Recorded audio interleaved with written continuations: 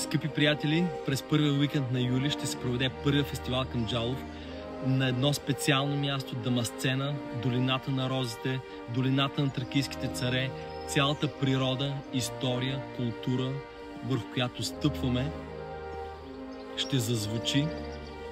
Заповядайте сред аромата, музиката, бъдещето, таланта, надеждата да се потопим в един красив свят. До скоро!